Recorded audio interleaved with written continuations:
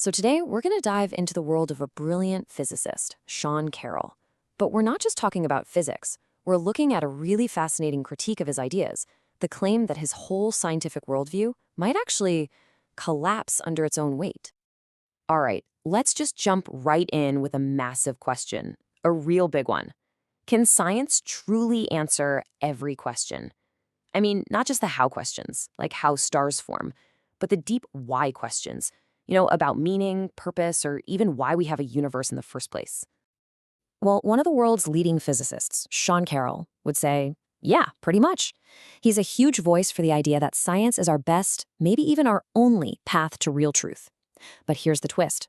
Critics say there's a kind of hidden trap in his arguments, a trap that makes his own ideas refute themselves. So, to really get what these critics are talking about, we have to understand this one key idea from philosophy. It's all about how an argument can basically eat itself. It's what's known as a self-refuting idea. And it's exactly what it sounds like. It's a statement where its truth would mean it has to be false. The classic example is a snake eating its own tail. Or, if I said out loud, I am not speaking right now, the very act of saying it proves it's wrong. The whole argument just implode. Okay. Check this out for a super clear example. If I say, this sentence is written in English, well, that's totally fine, right? It's true.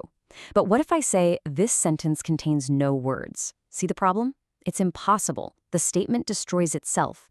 And the whole point here is that critics believe some of Sean Carroll's most fundamental ideas fall right into that second self-destructing bucket. All right, so with that in mind, let's dive into the first big critique. This one is all about the clash between two massive fields of thought. Physics, the study of the material universe, and metaphysics, which asks those even bigger questions about the fundamental nature of reality itself. So, Sean Carroll's position, to put it simply, is that our metaphysics, our ideas about reality, must follow our physics. In his view, what we discover in the lab and through telescopes should dictate our philosophy. Basically, physics gets the final word. But wait a second. Here's where the critics jump in with a really clever question. That rule, the rule that says metaphysics must follow physics, is that statement itself a finding of physics? I mean, did physicists discover that in an experiment? Is there an equation for it? The answer, according to these critics, is a big no. That statement isn't a piece of science. It's a piece of philosophy. It's a philosophical rule about what philosophy is allowed to do. So you're using philosophy to put a leash on philosophy. And that, they say, is a textbook example of a self-refuting idea. And this way of thinking is connected to a bigger idea you hear a lot about in these debates, something called scientism. In its strongest form, scientism is the belief that science is the only way to get real knowledge, period.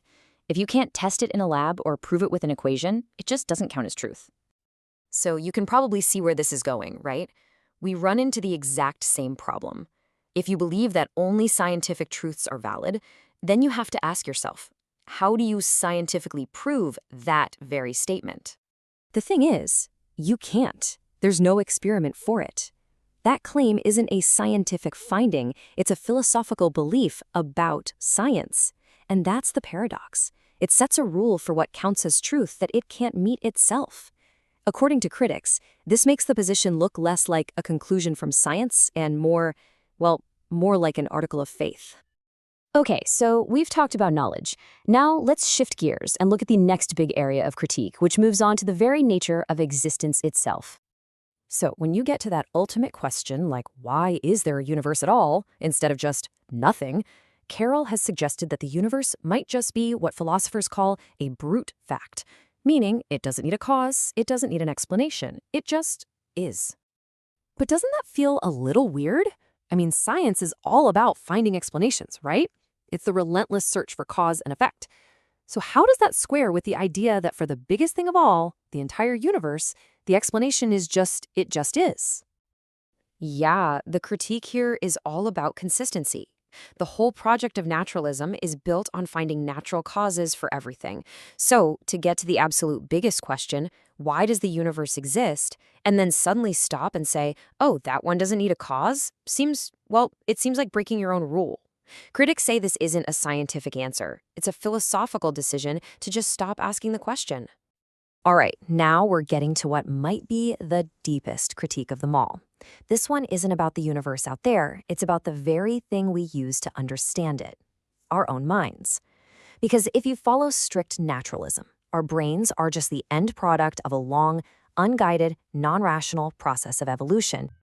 And that leads to a really mind-bending question that philosophers have wrestled with for ages. If our brains evolved simply to help us find food, avoid predators, and reproduce, why on earth should we trust them to be good at figuring out things like quantum mechanics or the origins of the cosmos? One is about survival, the other is about abstract truth. And this is the real kicker. If our ability to think logically is just a happy accident of a blind evolutionary process, can we really be sure it's leading us to truth, especially on these huge cosmic questions? The argument here is that strict naturalism is like sawing off the very branch you're sitting on. It uses human reason to build a worldview that, in the end, gives you no solid reason to trust human reason. It's another one of those deep, self-refuting loops. Okay, so let's pull all these different threads together and see the big picture. Yeah, this table really lays it all out. For each of these big claims, the challenge isn't coming from a different scientific theory. It's an internal challenge, a question of its own logic. Whether we're talking about philosophy's role, what counts as truth, why the universe is here, or whether we can even trust our own thoughts, critics see the same pattern over and over again, an argument that seems to undermine itself.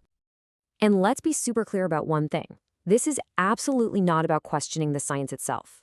No one is arguing with the math of general relativity or the findings of particle physics. This is a debate about the philosophical framework that gets built around that science. And so all of this leaves us with a really important question to think about, a question about boundaries. These critiques aren't trying to tear science down. Instead, they're pushing us to ask, where does the authority of science end, and where does the role of philosophy have to begin?